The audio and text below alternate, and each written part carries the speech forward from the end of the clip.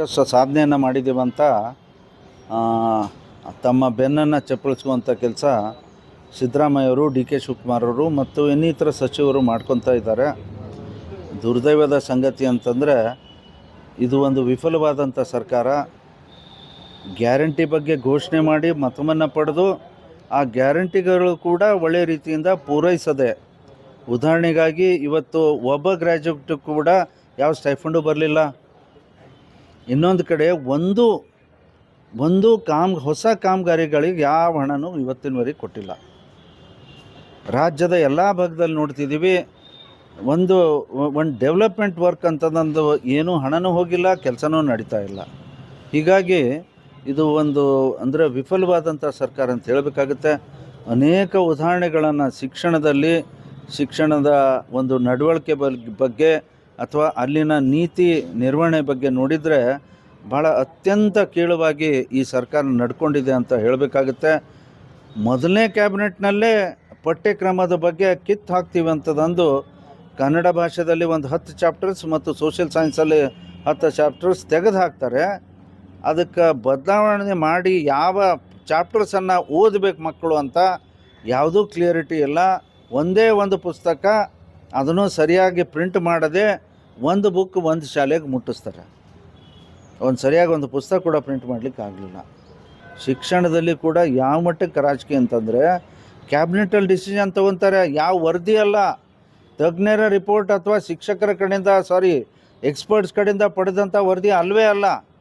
ಕ್ಯಾಬಿನೆಟಲ್ಲೇ decision ತೊಗೋತಾರೆ ಅಂತಂದ್ರೆ ಏನು ಕೊಟ್ಟಿದ್ರಿ? ಶಿಕ್ಷಣದಲ್ಲಿ ಕೂಡ ನೀವು ರಾಜಕೀಯ ಮಾಡ್ತಾಯಿದ್ದೀರಾ? ಈ ರೀತಿಯಾಗಿ ಅನೇಕ ರೀತಿಯಿಂದ NEP-ಯನ್ನು ರದ್ದು ಮಾಡುವಂಥ, ಬದಲಾವಣೆ ತರುವಂಥ, ಇವತ್ತು KEP ತರ್ತೀವಂಥದ್ದು ಅಂತ ಹೇಳಿದ್ರೆ ಏನು ಮಾಡಿದ್ರಪ್ಪ? ಎಲ್ಲೈತೆ ನಿಮ್ದು ವರದಿ? ಏನು ಮಾಡಬೇಕು? ಮಕ್ಕಳೇನು ಮಾಡಬೇಕು? ಇವತ್ತು ಪಾಲಕರೇನು ಮಾಡಬೇಕು? Utter confusion. ಇವತ್ತು ಡಿಗ್ರಿ ಕಾಲೇಜಲ್ಲಿ ನಾವು ನೋಡ್ತಾ ಇದ್ದೀವಿ, ಒಳ್ಳೆ ರೀತಿಯ ಶಿಕ್ಷಣ ನೀತಿಯನ್ನು ಕೇಂದ್ರ ಸರ್ಕಾರ ತಂದಿದ್ದು ನಾವು ತಕ್ಷಣ ಜಾರಿಗೆ ತಂದಿದ್ದೇವಲ್ಲ ಅಂತ ನಾವು ಹೆಮ್ಮೆಯಿಂದ ಇಡೀ ರಾಷ್ಟ್ರಕ್ಕೆ ನಾವು ಹೇಳ್ಕೊತಾ ಇದ್ದೀವಿ. ಆದರೆ ಅಲ್ಲಿ ಆ 2 ವರ್ಷದ ಒಂದು ಥರದ ಪದ್ಧತಿ ಇವತ್ತು ಅದನ್ನು ರದ್ದು ಮಾಡಿ ಈಗ ಮತ್ತೆ ಕಾಂಗ್ರೆಸ್ ಜಾರಿಗೆ ತಂದಿದ್ದಂಥ ಒಂದು ಪದ್ಧತಿ, ಅದಕ್ಕಿಂತಲೂ ಮೊದಲು ನಡೀತಾ ಇರುವಂಥ ಒಂದು ಪದ್ಧತಿ. ಒಟ್ಟಾರೆ ಪ್ರತಿ ಯೂನಿವರ್ಸಿಟಿ 3 ಸಿಸ್ಟಮನ್ನು ನಡೆಸಬೇಕಾಗಿದೆ. ಇವತ್ತು ಸೆಮಿಸ್ಟರ್ ವೈಸ್ ಎಕ್ಸಾಮ್ಸ್ ಆಗ್ತವೆ. ಒಂದೇ ಪರೀಕ್ಷೆ ನಡೆಸಿ ಎಕ್ಸಾಮ್ ರಿಸಲ್ಟ್ ಕೊಡೋವಂಥದ್ದೇ ದೊಡ್ಡ ಸಮಸ್ಯೆ, ಗೊಂದಲ ಇರುತ್ತೆ. ಇಷ್ಟೆಲ್ಲ ಪರೀಕ್ಷೆ ಮಾಡಿ ಈ ಸರ್ಕಾರ ಅವರೆಲ್ಲರಿಗೂ ಸಮಯದ ಪ್ರಕಾರ ರಿಸಲ್ಟ್ಸನ್ನು ಕೊಟ್ಟು ಅನುಕೂಲ ಆಗಲಿ ಅಂತ ಅನ್ನೋ ರೀತಿಯಿಂದ ಏನರ ಕೆಲಸದ ಬಗ್ಗೆ ವಿಚಾರ ಮಾಡಿದಾರಾ?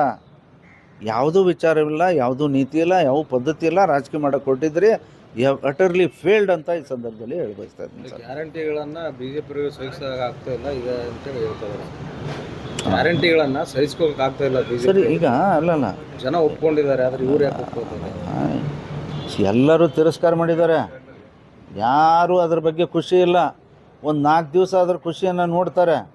ಈಗ ಬಸ್ಸಲ್ಲೇ ಪ್ರಯಾಣ ಏನರ ವ್ಯತ್ಯಾಸ ಕಾಣಿಸುತ್ತೆ? ಈಗ ಮೊದಲೇ ಹಂಗಿತ್ತು, ಹಾಗೆ ಇದೆ. ಎಷ್ಟು ದಿವಸ ಅಂತ ಓದ್ತಾರೆ ಪಾಪ? ಯಾವ ಗ್ರ್ಯಾಜುಯೇಟಿಗೆ ಸ್ಟೈಫಂಡ್ ಕೊಟ್ರಿ ಸರ್? ಒಟ್ಟಾರೆ ಎಲ್ಲ ರೀತಿಯ ವಿಫಲತೆಯನ್ನು ಈ ಸರ್ಕಾರ ಒಂದು ವರ್ಷದ ಸಾಧನೆ ಅಂತ ನಾನು ಹೇಳಿಕ್ಕೆ ಶಿಕ್ಷಣದಲ್ಲಿ ರಾಜಕೀಯ ಮಾಡ್ತಾ ಇದ್ದಾರೆ ಅಂತ ಸರ್. 100% ರಾಜಕೀಯ ಮಾಡ್ತಿದ್ದಾರೆ. ಯಾವುದೂ ಮುಂದಾಲೋಚನೆ ಇಲ್ಲವೇ ಇಲ್ಲ. ದಿಢೀರನ್ನೇ ನಿರ್ಣಯ ತೆಗೆದುಕೊಳ್ತಾರೆ.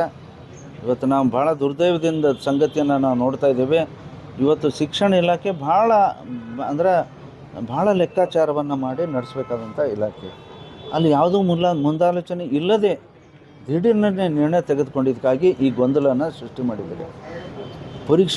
ಬರೀ ಪರೀಕ್ಷೆನ 3 ಪರೀಕ್ಷೆ ಯಾಕೆ ಬೇಕಿತ್ತು ರೀ?